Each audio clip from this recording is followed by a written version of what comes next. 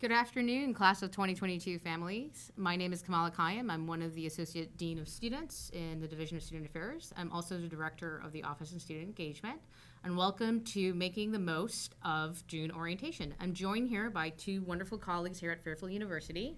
Hi, my name is Colby Lemieux. I am the Associate Director of Academic Success and Retention within the Academic and Career Development Center. Hi, my name is Julia Smith, and I am a therapist at Counseling and Psychological Services. So our plan for the next 40 minutes or so is to review the goals and logistics of the June orientation session. Colby will talk more about the academic planning process during orientation, and Julia will talk about prepping for the summer. We will definitely leave ample time for you all to ask us questions, and I believe some of you have submitted questions ahead of time, and so Liz, who's behind the scenes, who also works in the Office of Student Engagement, will moderate this session and field the panelists' questions for us to answer on your behalf. I am trying to move this thing. Hold on one second, you all.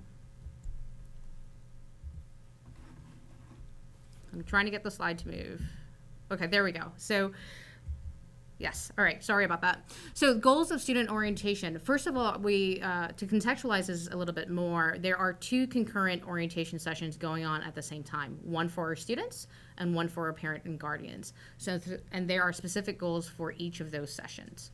Goals for our student orientation is clearly we want to develop a community with, we want our students to develop a community with other first-year students. We want to make sure they gain a head start on a successful and enjoyable college experience. They will be registering for fall courses, and again, Colby will go in greater detail about that process. We will support their academic planning process for the fall semester, and we'll ensure they also will be bonding with their new student leader, who's a mentor and guide throughout their first year. The last three bullets, they pertains to our first-year students connecting with faculty and staff members and to learn more about the expectations of the faculty-student relationship, as well as they'll experience their first night in their residence hall, one of the residence halls potentially, but they'll have an overnight stay in a residence hall. And of course, we want our students to have fun at orientation. It tends to be a very high energy experience for our students. So. For our parents, our goals for orientation is for you all to learn more about the Fairfield experience, including how we promote and bolster the holistic development of our students. We want you to learn how to support your student through their transition to college. You also will be meeting faculty and staff members and learn more about the expectations of our relationship with each other, as well as develop a comprehensive understanding of the resources here at Fairfield and all the possibilities that might exist at Fairfield University. And last and definitely not least, throughout the orientation experience, our hope is that you all develop a sense of community amongst each other. Registration, in theory, the deadline for registration was May 28th, but we recognize that our families are also managing graduation and prom and all that good stuff. So we understand that even though that we have a deadline for May 28th, we do buffer and allow for extra days for our families to be registered. So again, there are two sessions for orientation. Session A, which will occur Monday, Tuesday, June 25th and 26th. Technically, Session A is closed at this time. However, if there are extenuating circumstances and our families need to attend Session A, we will accommodate you. We ask that you email orientation@fairfield.edu with that request. Session B is scheduled for Thursday and Friday, June 28th and 29th. And again, we would like for those who have not registered to do their best to register for Session B, but if there are extenuating circumstances, we will accommodate your request for Session A. And again, once again, there are two separate registration processes. Students will register using their own unique link via their first year checklist, and families will register via the orientation website. It's a very simple website. It's fairfield.edu/orientation, and you'll be able to register via that website. The orientation schedule, as I mentioned before, are concurrent schedules. I will review both the parent-guardian schedule and the student schedule on a macro level. If you're watching the webinar, you'll notice that there are some sessions highlighted in red. Those highlighted in red are the sessions where you will be with your student together.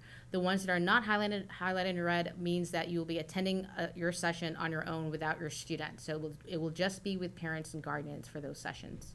On day one, we'll start off bright and early at 9:15 with the University Welcome, followed by the Fairfield Experience, which will talk about the legacy of the Jesuit education, as well as what it means to receive a Jesuit education and the Fairfield Jesuit education. Colby will talk more about academic planning overview and academic planning discussions by colleges and schools.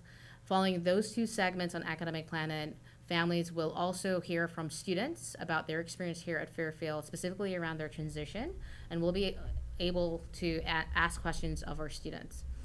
After the student panel, there will be a student life forum made up of key campus partners that will be able to answer questions, nuts and bolts questions about, what's the meal plan? What's the food like? How are roommate selections? What is the process behind roommate selections? Or when is move-in day? So we'll be able to answer a whole host of questions for you. It's also an opportunity for you all to ask questions as well of the panelists. Following the Student Life Forum, we've created this wonderful, cozy experience where we break you all down into groups of 20 to 25 parents and guardians, and you all will meet together with a faculty or staff member to have to create the environment for you to ask questions. A lot of times the sessions that we're offering tend to be in large auditoriums, and so what we're creating with a small group chat segment is the opportunity for you all to come down into a smaller group so that you can get to know each other, again, speaking to the community building experience that we're trying to attempt here during orientation, and then you will also, again, meet another faculty and staff member during the next experience. After the small group chat, our families, again, on day one, will either have the choice of participating in our family mass or heading out on a reflective walk or just having some downtime from the day. Family mass, we recognize that the day is pretty much a little bit of a marathon, so we wrap up the first day with a wonderful reception, heavy hors d'oeuvres, wonderful drinks for you all. We'll have campus partners present at that reception. It tends to be organic and relaxing for our families, and that will be happening at around 6:15 that evening. On day two of the parent-guardian schedule, we start off the morning with a session specifically for varsity athletes and their families. It's the athletic session. You will have the opportunity to meet with the athletic director as well as hear from the president and our friends in athletics about the athletic experience. And again, that session is specifically for our varsity athletes, and it is a breakfast. So the first overall session for the families who are non-athletes will be the campus culture segment called Step Up Stags, and within that segment is our goals within that segment is to educate our families on how to help our students create inclusive environments, to tackle the culture of drinking on campus, to tackle the culture of sexual assault awareness, promoting sexual assault awareness on campus, as well as our plan is to do a little bit of social media education as well for you all to help support the transition of our first year students. Following the campus culture is a financial planning segment, which talks more about financial aid and ways to pay for college and the tuition payment process behind paying for college. There are two other segments that day. One is Holding On Loosely, the College Age Brain, and it's a fantastic speaker. His name is Michael Nearney. He will be coming back, I think this is his 5th year, and he will be talking about the college age brain and how things that you want to be mindful of, and Julia will touch a little bit on this in this presentation as well, but things you want to be mindful of as a parent / guardian supporting your students. And then we have a really large information fair for you all with over 60 campus partners at the Recplex who will be available to answer any questions you may have. For the student schedule, I don't necessarily want to go too in depth with this one. The schedule is available at fairfield.edu/orientation. But the students, what's unique about the student schedule is that they're placed in orientation groups around 20 to 25, and it's led by 2 new student leaders throughout the process. And they will have ample opportunities to develop a community amongst the folks in their orientation group, as well as their social engagements for our students as well on a macro level with the entire class, especially in the late night. But our students will experience the Fairfield Experience segment, but more towards students. They will also have the opportunity to break down into much smaller groups to meet with faculty over an informal lunch so that they can begin developing a connection with faculty here at the university and also begin to hear about the expectations of the faculty-student relationship. They will, and again, Colby will talk more about the academic advising process on day 1. They too will get a bit of education around financial planning because we recognize that some of our students do need to begin understanding the cost of education and what goes into that, as well as we recognize that some of our students are also paying their way on their own. And then they will be able to join with you all at the family mass or the reflective segment. And at around 5 o'clock, after the family mass and the reflective segment, we ask that the parents and the students say goodbye to each other for that night. The students will continue on with structured programming all the way up until 12 a.m. I do know that there's a question about, do they have to go to the late night social activities? They do not have to go to the late night social activities. It is there to just continue to promote engagement with our students up until 12. On day 2, they will also have the athletic section. They will have their own version of the Step Up Stacks program, and then they will physically register for classes on day 2, and they'll also have the opportunity to attend the info fair and hear from Michael Nerdy on Holding on Lucy, the college age brain. Just really quick, because we know that maintaining, making sure that you have food throughout this process, we just wanted to go over the meal options that we are providing for parents and guardians and students. Parents and guardians, there is a heavy continental breakfast on day 1 of orientation. There is a substantial lunch menu that will be, both of those meals will happen in the Tully, which is in its 2nd year of opening, I believe. You also have a coffee and tea and snack break towards the later part of the afternoon. And then I mentioned the reception that's happening later that evening at around 6 p.m. with heavy appetizers and drinks for our family. New this year is a Parent Guardian Hospitality Lounge. It is a special little oasis for you all to experience and just have that space to check out of maybe the formal programming that's happening throughout the day. We recognize that some of our families have to take care of business or just may need a moment to themselves. So we've created a Parent Guardian Hospitality Lounge. It will be stocked with snacks and coffee, good wholesome food for you all, as well as the ability to charge your phones. There will be computer access, the ability to print as well, tissue boxes for our families. We recognize it can be an emotional time letting go of our students, as well as there will be campus partners in the room to answer any questions that you may have. So again, that's the Parent Guardian Hospitality Lounge, and that will be in the Barone Campus Center. On day 2, we start off with a hot breakfast for you all in the form of a breakfast sandwiches. For those of who might be staying at a hotel, many of our hotels offer breakfast in the morning. It's up to you whether you want to eat at the hotel or whether you want to come to campus and eat on day 2. And then we will provide lunch on the town vouchers in about $8 each for our families, and we have arranged for local restaurants on day 2 to receive those vouchers, and you'll receive that voucher when you check in at orientation. At the info fair, there's a number of snack options at the info fair as well, and then the Parent Guardian Hospitality Lounge will be available for our families throughout day 2. For students, they'll also have continental breakfast, and it's a heavy continental breakfast. They'll have a substantial box lunch on day 1. They'll have a massive dinner on day 2 and late night snack options as well. Dinner on day 1 and late night snack options on day 1 as well. On day 2, they'll have a hot breakfast in the morning. They'll also have access to lunch on the town vouchers, and then there's also the info fair snacks. Just in terms of what to bring to campus as for June orientation, we want you to be comfortable at during this experience. So we say just casually, have walking shoes, check the weather. If it looks like it's going to rain, bring a rain jacket, bring an umbrella. If it's going to be hot, dress light with light clothing. We will be providing you all a water bottle, and there will be hydration stations around campus for you to fill your water bottle and for you all to stay hydrated.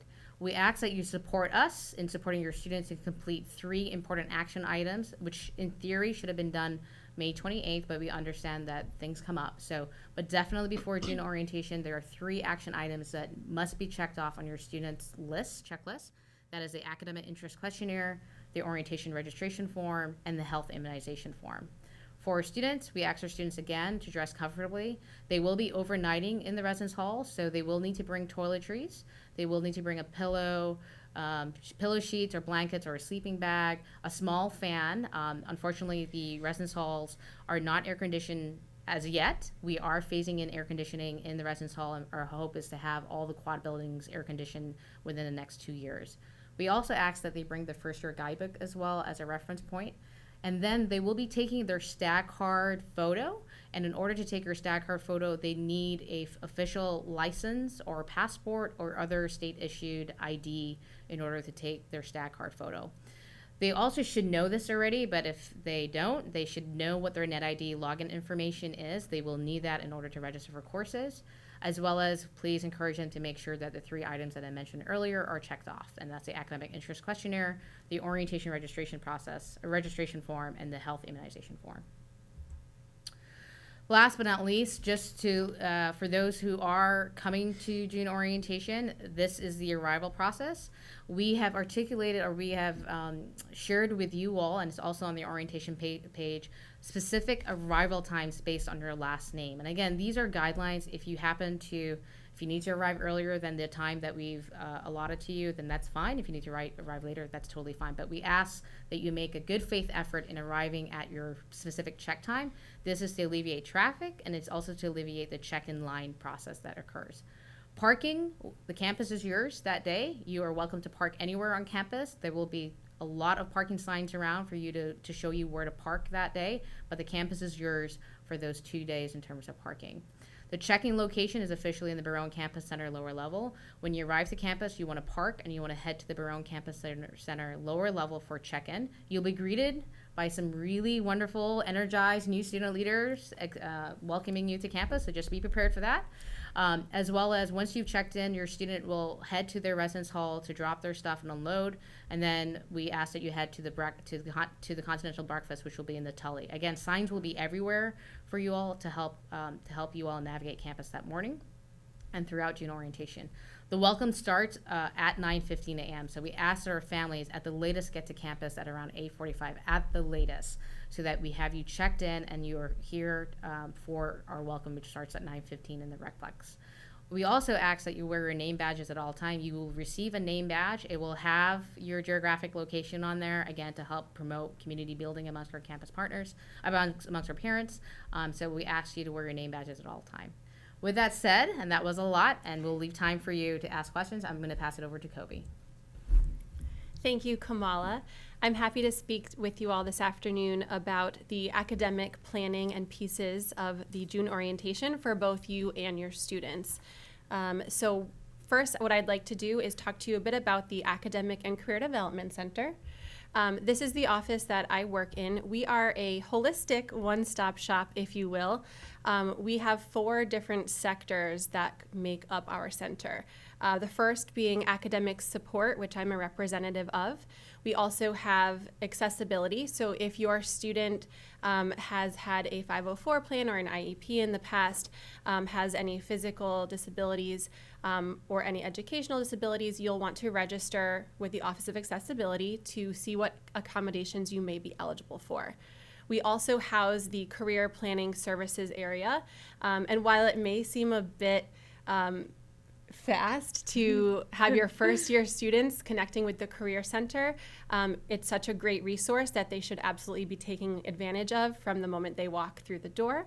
And then last but not least, we also house Project Excel for some of our first generation students who may also be Pell Grant eligible. We serve all 4 schools and all 4 years of students. If your students are ever unsure of where to go, they certainly may start with us, and we can either assist them or help facilitate them in the right direction. So now let's chat a little bit about the core curriculum. All of your students, regardless of their school, whether it be the College of Arts and Sciences, the Dolan School of Business, the Egan School of Nursing and Health Studies, or the School of Engineering, will have core curriculum requirements to meet.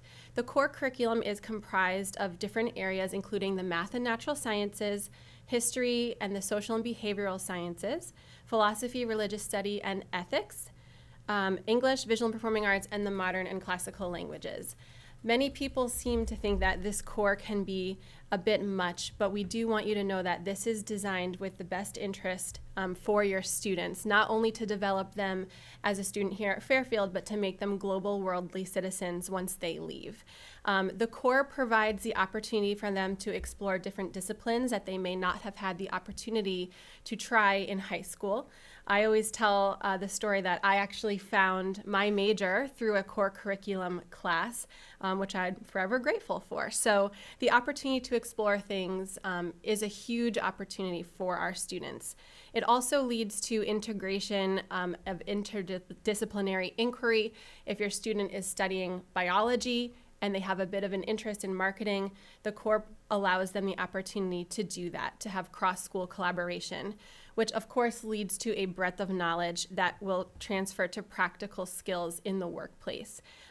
We'll be going a lot more in depth about the core curriculum with your students at orientation, and you'll also be hearing from my office at orientation, but I think it's always a nice idea to introduce the idea of the core and what really makes Fairfield such a holistic Jesuit education. So next, I'd like to speak to you about the academic sessions that you will have the opportunity to attend on day 1 of orientation. The first one is the academic planning overview, which is facilitated by myself and my colleague from the Academic and Career Development Center. Here is where we will really get into the weeds of the core curriculum, the advising model at Fairfield, what your students are going to be going through from an academic standpoint over the next 4 years. The different resources that are available to them, what their academic dean's offices look like, the different support systems that they have in place, and really ensuring you that your student will be well taken care of. We are a very student-centered model here at Fairfield, and this planning session will really attribute all of those different areas to you. Aside from the academic planning overview from my office, you each will have the opportunity to hear from the dean of which your student has been accepted to. So there are 4 different dean's presentations. As I just mentioned, you will be attending the one that your student has been accepted into. So if your student is in the College of Arts and Sciences, you'll have the opportunity to hear from the dean's offices of that school. This will really provide a more in-depth view of what to expect from that school, the different school-specific requirements, the different opportunities that each school has regarding internships, potentially faculty-assisted research, and so on and so forth. And next, we want to talk about what your students will be facing from an academic standpoint. On day 1, in addition to everything that Kamala has already introduced to you, they will have the opportunity to have lunch with a faculty member. I think this is a really great and rare opportunity, something really great that Fairfield does. Your students are going to be able to sit with a faculty member outside of a traditional classroom setting and really get to pick their brain about what does it mean to be a college student. What is it like to be a faculty? You know, this might be their first experience with a professor. So we want them to feel comfortable and knowing that the door of communication is always open from the moment they step on campus until they graduate. Building relationships with faculty is a really great opportunity that really builds rapport that will assist them as they move through their academics here at Fairfield. They'll also be discussing how the core curriculum is integrated into their studies. A lot of students ask me if the core should be done in their first and second year. No, the core is integrated over the next 4 years, and the faculty members will really give great firsthand examples of how students have done that and been successful in the past. After that, your students will have the opportunity to attend academic planning sessions by colleges and schools. And what we're going to do is separate all the students by major so that they can meet other students that are studying their area of interest. If they are undeclared, they'll be with undeclared students as well. And each room will be staffed by a professional staff member or faculty in which we will complete academic planning forms that will assist them in registering for day 2 for their classes. If your student is thinking, well, I'm undeclared right now, but I'm leaning towards business, for instance, we have faculty and staff that will assist your student in getting to the right room. This academic planning session is imperative. We make sure that they are going to be registering for the correct classes. We help them understand which classes are correct for that time and what major they may be pursuing. And if they are pursuing any additional tracks like pre-med, pre-health, pre-law, if they want a minor, we really assist them one-on-one to ensure that they feel comfortable with their academic choices for day 2. With that, let's chat about day 2, which is the student registration day. Registration will take place in the library. It is within your student groups. As Kamala alluded to earlier, your students will be in groups of approximately 25 or so students, led by 2 new student leaders. The student leaders will bring your students to the library to register within their groups as to make it a seamless transition. The academic deans, faculty advisors, professional staff members will be on hand to assist your students throughout this entire process. This way, they ensure that they are leaving with a schedule that will go towards degree completion. This is where they'll be utilizing the academic planning form from the day before. As I just mentioned, we do ensure that all of your students will leave with a full schedule. Full schedule at Fairfield is 4 classes or 12 credits. We do typically promote 5 classes as the typical model, but as I mentioned, we'll be there to assist your students individually to make sure that they are pleased with their schedule and have courses that count towards their major. Of course, we recognize that people may change their minds over the summer or have experiences that may lead them down a new academic path. Post-registration, should your students wish to make any changes to their schedules, we have built in the first week of classes in the fall semester, what is called the add-drop period, in which my office and the dean's offices will be seeing students on a one-on-one basis to help adjust their schedule to suit their academic needs. As I mentioned, that is the first 5 days only of the fall semester. Some of you may not be able to attend orientation. This is very common. This happens every year, and this is nothing to worry about. Every year, we do have a number of students who are unable to attend due to vacation. Perhaps you still have some high school requirements to finish out. Those students will not be at a disadvantage. The Academic and Career Development Center will be in touch personally with all of the students who are unable to attend to ensure that they have met all of the requirements that they needed to fulfill from Kamala's office, and my office will ensure that they have a full schedule. We'll work with them through the information they provided on the first year checklist and the academic interest questionnaire to ensure that their schedule is complete. As a side note, if you know or if your student knows that they cannot attend orientation, we do ask that you let us know as soon as possible by emailing orientation@fairfield.edu.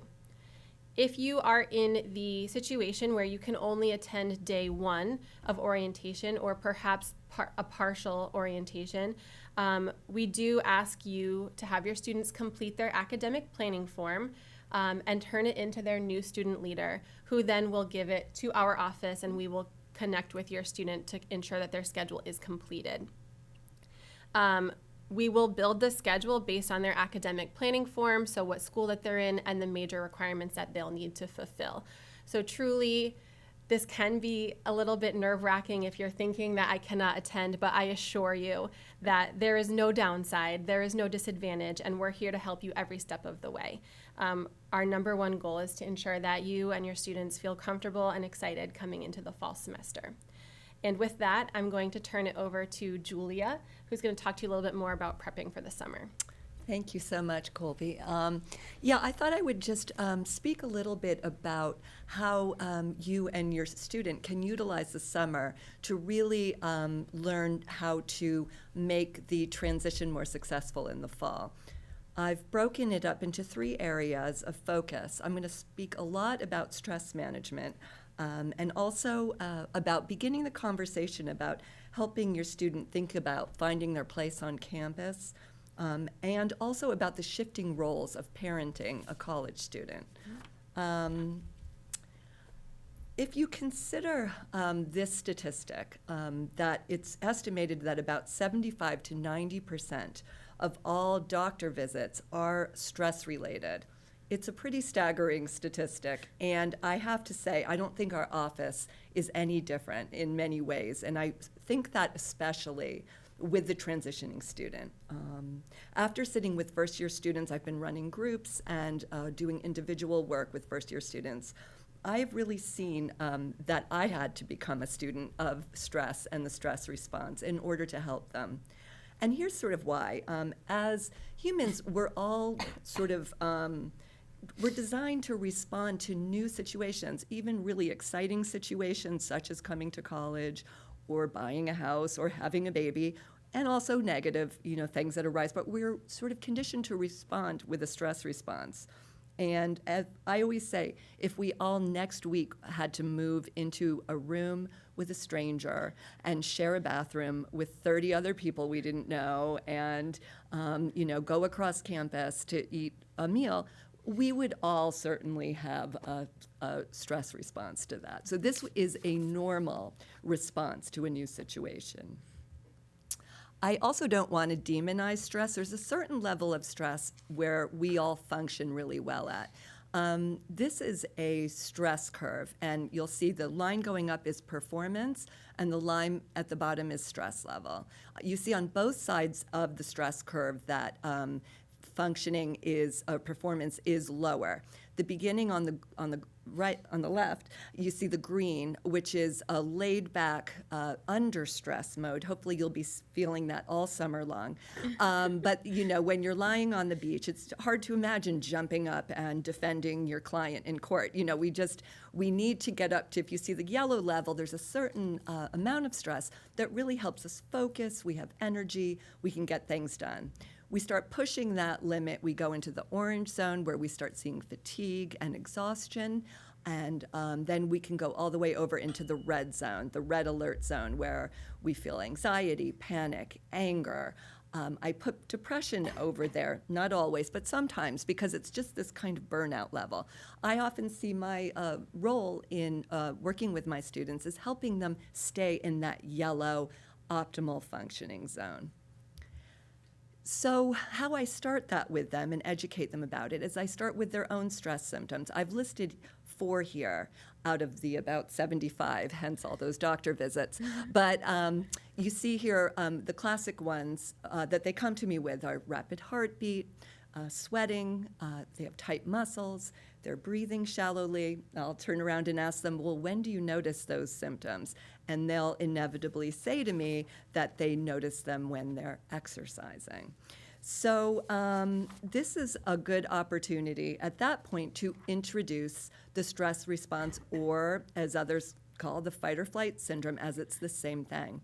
And I will educate them, the student, about how this is a universal response, that everything that they're feeling is normal, and that when they're sitting in their room worrying about an exam, or they're worried about a social situation, or I see a lot of students feel a little anxious at the beginning about walking into the tully or the cafeteria for the first time, that if their bodies would be doing what they would like to do at that moment, they would be running or maybe in a kickboxing class trying to decrease those stress responses. Which is then my perfect opportunity to tell them about exercise. And what all the studies show is that exercise really reduces stress. And there are studies that show it can be as effective as an antidepressant at managing mood and anxiety symptoms. But if I just tell them to go out and take a run, I'm going to miss them and they won't come back to see me. But if I can educate them and really help them understand how, on literally a neurobiological basis, why it's in their best interest to be out there doing some cardio, they will leave and come back to me and inevitably say that they feel better. I find, though, that it's the education that's crucial in helping them understand this. I've got a book up here, Why Zebras Don't Get Ulcers, written by Robert Sapolsky. I think he's a primatologist. He is very funny and writes about this with a lot of humor and takes very complex ideas and breaks them down into easy to understand language. If that's a little too much because it's kind of a thick book, the internet is loaded with information about the stress response and fight or flight. Even the Huffington Post has this great infographic that breaks it down. But I do find that education can really drive adaptive behavior, which is why I've just spent so long on that. The other thing is I utilize, along with the exercise, is engaging in some sort of a mind-body activity. If a student gets their cardio up and then might engage with yoga or prayer or meditation, Tai Chi, sitting quietly in nature, using those adult coloring books, even putting on headphones, but doing nothing else but listening to the music. Getting into a focused, attentive place that helps calm the nervous system is also a wonderful way to help combat the stress response. And if your student would engage in both these activities, an exercise and mind-body activity, and continue it into the fall, that would go a long way on helping them manage their initial response to the transition. The other thing I wanted to touch on is helping your students start to think about finding their place on campus and where they want to anchor themselves into campus life. It starts with what is important to them. That's sort of the first question. And we have so many different opportunities for them to engage in things that are meaningful to them. We have over 100 student-led clubs and organizations. A lot of times what I see with students, they might have been student athletes in high school, and then they come to college and they aren't participating in their sport any longer. But they lose a little bit of their identity with that. So I think club sports and intramurals are a great way for them to connect with that part of themselves, if that's a part that they value. The other thing is we have academically oriented clubs, if that's a really important thing for them. We have community service clubs. Those are generally run through our campus ministry, and they are also running something called the Fairfield Challenge. You can find it on our website. This is going to be from August 30th to September 1st, and it's really for students who really like community service and find that's important to them. There is an application because they really want to make sure that students are coming at it with that mindset, that they have a history of community service, and that is really what's important to them. And the deadline for that is July 16th. They'll have opportunities for team building, for doing adventure things out in the community, and going out and doing some community service projects. So that's a nice way of bonding.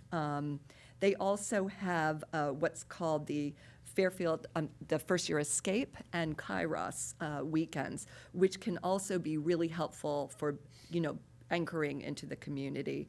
Because with all of these areas of interest come friends and mentors and community. And then I really wanted to talk about the residents' life. They have these first-year living and learning communities that have targeted things such as leadership through service, health and wellness, and women in STEM, and more. And that can really help your student get involved with a bunch of like-minded students. So I wanted to really put a plug in for that. The other thing I always like to do is just encouraging students to continue doing what they love to do. If your student loves to play the piano, we have a piano in the basement of one of our residence halls. If they love to swim, we have a swim club, or they can just go swimming at our beautiful swimming pool. Anything that really feels like them. Riding horses, we have an equestrian club. Really just about anything you can think of. But this is an abrupt transition, and to continue to bring parts of themselves to the experience is very, very important. So I just wanted to encourage to start thinking about that as well. And finally, adapting to the changing roles during this transition. So what are our goals in this transition? It's accepting responsibility, or helping your student to accept responsibility, to make independent decisions, and down the road is the financial independence. Of course, everything that we're doing here is gearing up towards that, is helping them make that decision about how they're going to achieve that financial independence. And the first two start day one. What time are they going to get up? What time are they walking over to the class? Mm-hmm. What are they going to eat? All of this is starting the minute you drive away. So, thinking this summer about how to start putting some of that responsibility over on to the student and encouraging students to make decisions for themselves. If you haven't started doing that, I'm sure many of you have, but if you haven't, this is a really good time to start that. Of course, you're there to offer support, to be a sounding board, to validate their feelings. They still need you and will always need you very much. But this is the time that they're going to start really doing things on their own. What you say, though, has a big impact on them. And studies show that if you talk to your student about what your expectations are around especially drug and alcohol culture and what you would like to see happen for them, they might seem like they're not listening at times, but they hear you and they're listening. And it's an effective way to help them. A lot of authors write about adolescence and transitioning to college is moving from the general manager to the consultant role with your student. And if you haven't started yet, this is a good time to start that. You know, is the coach, the consultant, the advisor, and again, letting them think things through for themselves. This is to foster this independence over the summer to continue into the fall will really go a long way towards helping your student make this a success in the fall. This is a wonderful book on this, Letting Go, A Parent's Guide to Understanding the College Years, available on Amazon or in your local bookstore or in the library. I've read them all, so you don't have to. So I think this is my favorite. So just wanted to put a plug in for that. And just to say a little bit about us, we're counseling and psychological services. We saw 620 students last year. 170 of them were first-year students, so we're a much-used resource on campus. We are available Monday through Friday. We're confidential and free, and all students are entitled to 10 individual sessions and unlimited group therapy.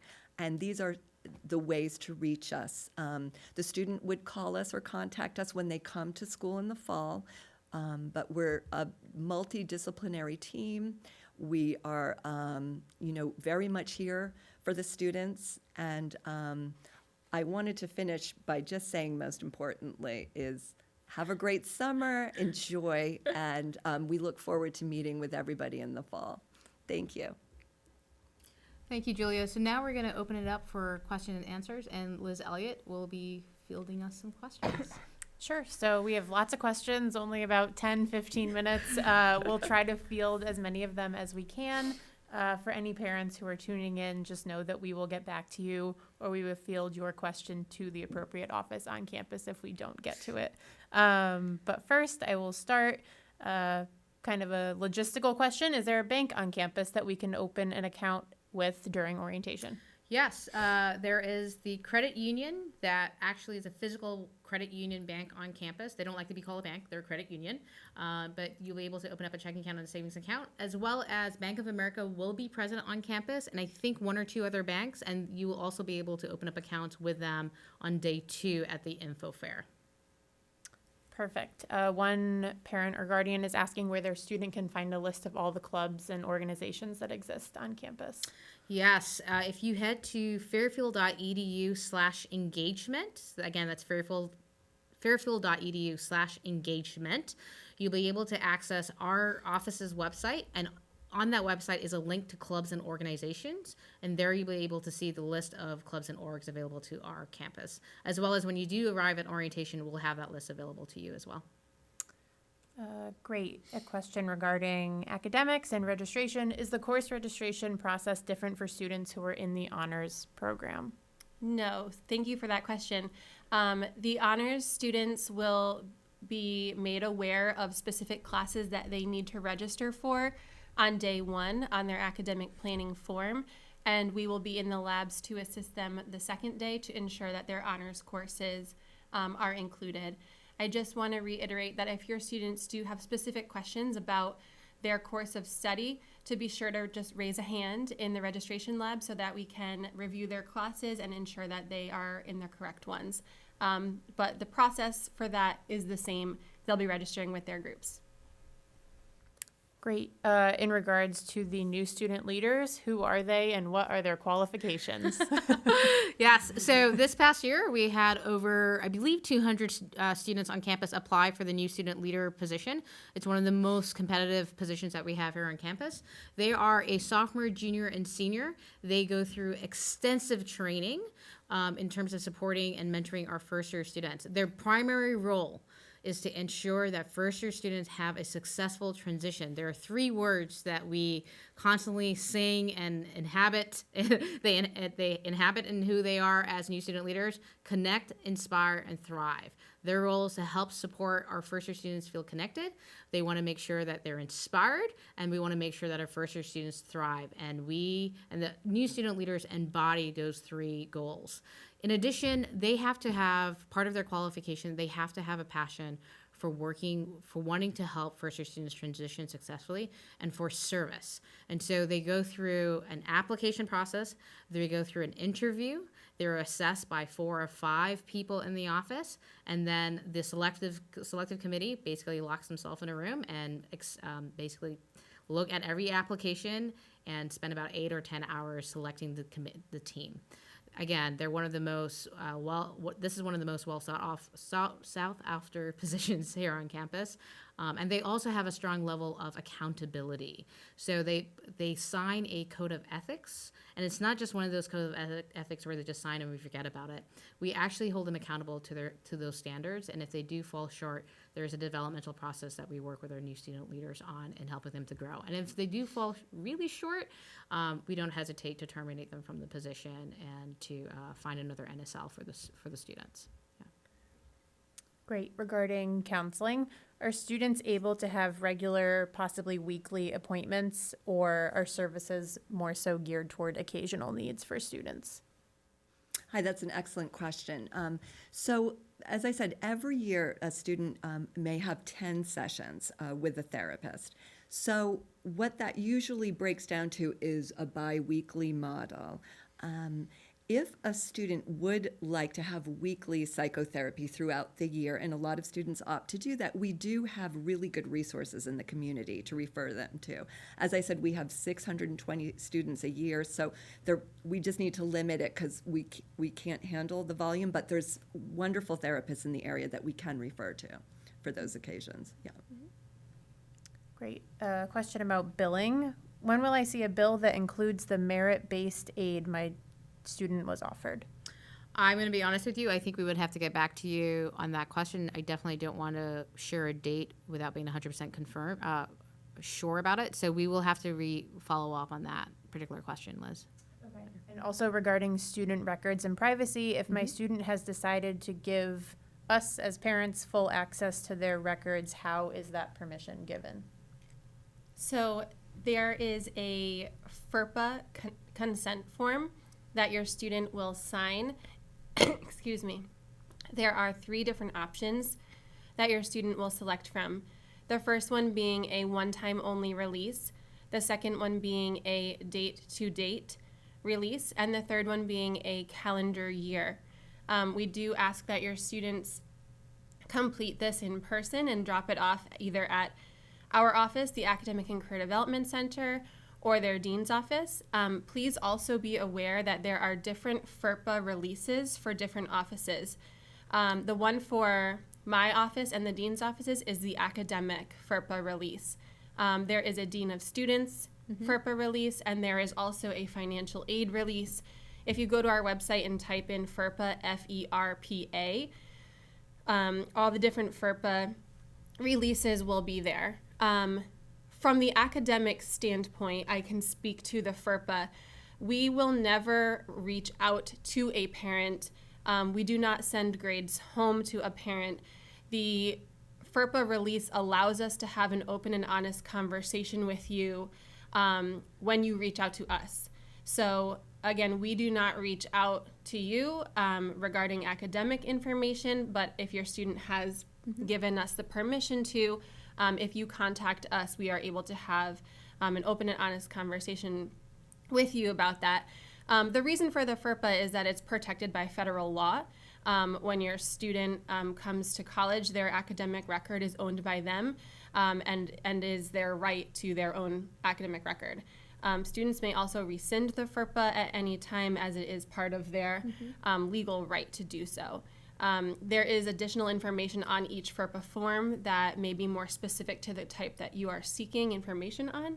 But if there is any additional information that you have specific questions for regarding the FERPA, please do let us know, and Liz can help facilitate the information to you. Great. In regards to orientation, how large will the groups be? The session A, I'm going to give you a couple numbers here. For session A, we're just over 600 in terms of student attendance at the session. But in terms of the specific orientation group that we've been mentioning, for session A, we anticipate those groups to be around 20 to 25 in terms of the orientation group. But again, those groups are facilitated by 2 new student leaders. And also for session B, we anticipate the orientation group to be around 20 to 25 still being facilitated by 2 new student leaders. Session B right now is just under 400 in terms of total attendance by students, which is on track with previous years. Great. Let's see. At orientation, are students required to participate in the late night activities, or are there alternatives for them? So the late night activities, we offer a few late night activities, and they're optional, and we strongly encourage them to attend those activities because again, one of our goals is to build community amongst the entire class of 2022, and one of the mechanisms that we use in order to build that community are late night socials. Actually, Liz, who's behind the scene, is the person coordinating the late night events for those nights. Our understanding, if it's a beautiful night, we'll have a Quad Fest experience where there would be cotton candy and I think 3 food trucks. Mr. Softy will be there, pizza will be there. We'll have music going and really just creating a quad experience for people to mingle and connect with each other. If it's a rainy night, our plan is to have seriously, believe it or not, a bingo night. And here at Fairfield, our bingo series is well attended with some amazing prizes. And we also will be providing some comfort food that night as well. At orientation, will coaches be available to discuss the walk-on and/or tryout process?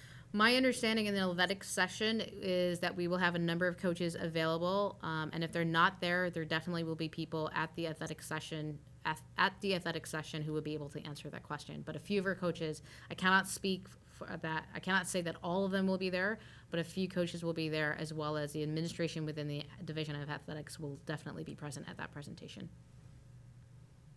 Great. We have time for one last question. Are there any recommended specifications for a student computer, or does it vary by major?